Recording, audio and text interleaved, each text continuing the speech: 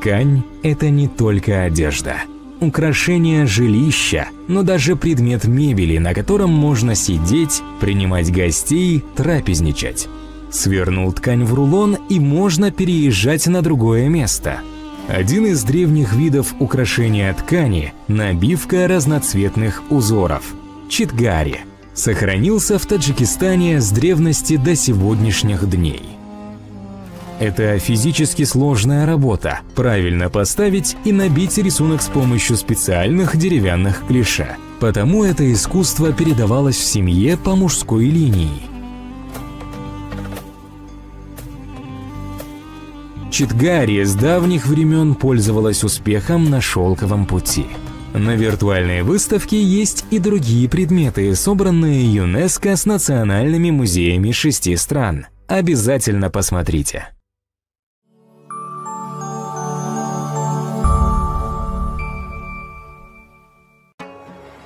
Оказавшись за более чем 4000 километров, в землях современного Таджикистана в III веке до нашей эры появляются поселения греков.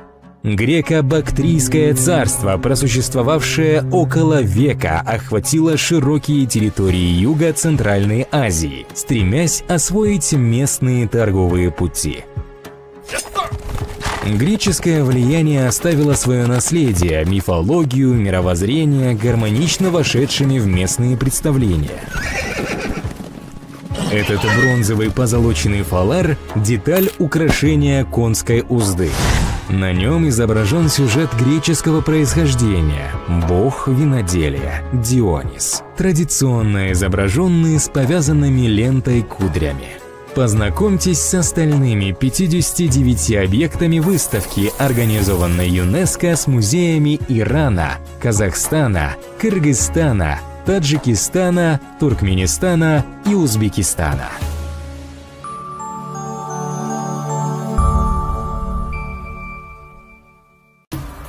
Мастера по работе с металлом достигли высокого уровня мастерства к X-XI векам на территории современного Таджикистана. Слияние их тонкой работы и значительного влияния ислама смогло породить такие предметы, как данная узорная подставка, выполненная из бронзы. Одна из характерных особенностей – слияние строгих математически выверенных геометрических форм с нежными растительными мотивами и изображениями животных и, конечно, с арабскими надписями. Крылатые львы символизировали царский трон, поэтому данная подставка, возможно, принадлежала царской семье.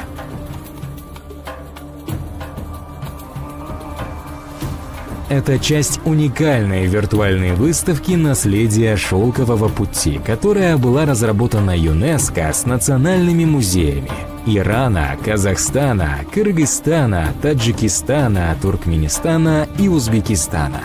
Посмотрите и их.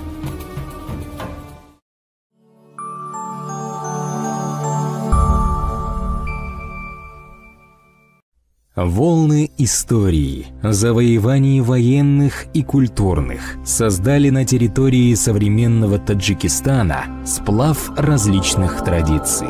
Один из древнейших образов, прижившихся здесь – сфинкс. Мифическое существо с головой и грудью женщины, телом льва и крыльями птицы. Атрибут богини счастья и удачи. В разных культурах сфинкс воспринимался и изображался по-разному. Почти везде это сильный и надежный страж. Его торжественность и величие делали его атрибутом правящей элиты. Сочетание человеческого интеллектуального и животного безудержного делало сфинкса всемогущим. Это часть уникальной виртуальной выставки «Наследие шелкового пути», разработанной ЮНЕСКО 6 национальными музеями Ирана, Казахстана, Кыргызстана, Таджикистана, Туркменистана и Узбекистана. Посмотрите следующие экспонаты.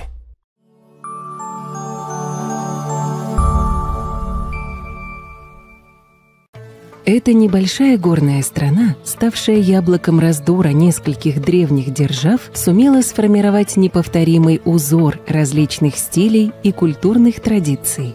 Узор украшает и эту древнюю шкатулку X века, изготовленную для особых людей и для особых случаев. Интересно ее необычное расположение ножек. Не по углам, а по сторонам шкатулки. Стенки шкатулки украшены прорезным ажурным узором, разделенным на несколько полей. Крышка шкатулки декорирована навершиями по центру и по углам. Это один из 60 экспонатов виртуальной выставки, разработанной ЮНЕСКО совместно с национальными музеями Ирана, Казахстана, Кыргызстана, Таджикистана, Туркменистана и Узбекистана. Загляните на выставку, чтобы увидеть все ее сокровища.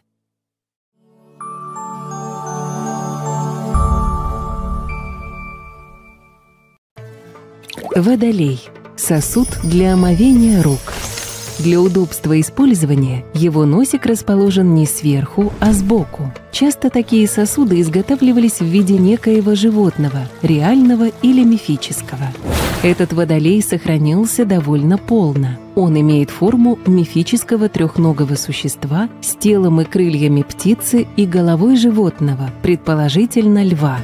На нем множество солярных знаков. Крылатый лев был символом царского трона, поэтому этот предмет, скорее всего, принадлежал царской династии.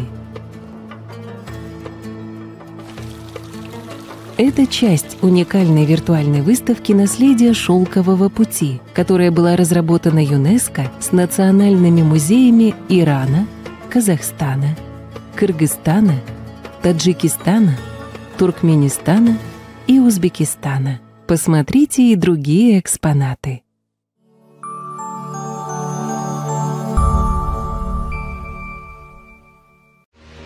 Государство сасанидов, просуществовавшее более 4 столетий, занимало обширные площади от Аральского и Каспийского морей до Персидского и Оманского заливов.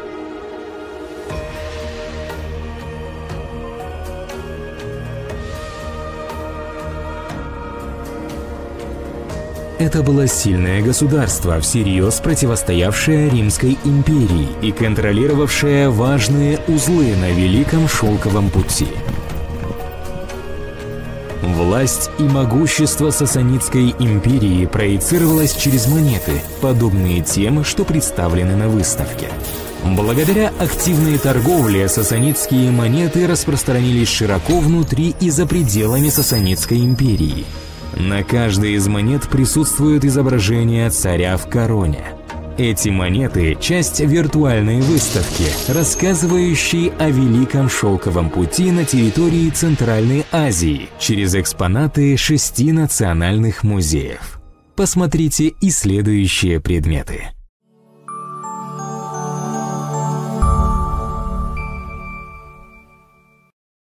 Сюзанне, искусство вышивания узоров на ткани, имеет древние корни и передается по женской линии от мамы к дочке. Девочек уже с 7-9 лет начинают обучать вышивке. Персидское слово «сюзан» означает «игла». В разных регионах рисунок, используемые цвета и техника вышивки могут отличаться. Но всегда сюзанне о плодородии и счастье. Девочки уже с детства начинали создавать вышитые ткани для своего приданного. И особенно умелые мастерицы высоко ценились в обществе. Узорный круг в центре этого сюзанне, созданного в 20 веке в Таджикистане, символ солнца, дарящего тепло. Выставка, разработанная ЮНЕСКО, показывает объекты национальных музеев 6 стран. Добро пожаловать!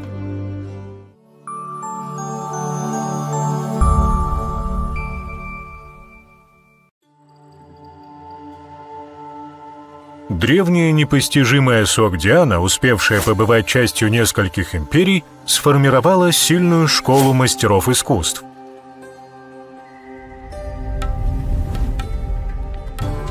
Требуется немалое умение и опыт, чтобы создать подобный скульптурный портрет уменьшенного масштаба. Художник явно старался передать облик реального человека с яркими чертами лица. Его бородка, усы и прическа аккуратно уложены, а подобие венка и отверстия в мочках ушей, видимо, от серег, все это может говорить об аристократическом происхождении изображенного на портрете человека. Посмотрите и другие экспонаты виртуальной выставки, созданной ЮНЕСКО совместно с национальными музеями Ирана, Казахстана, Кыргызстана, Таджикистана, Туркменистана и Узбекистана.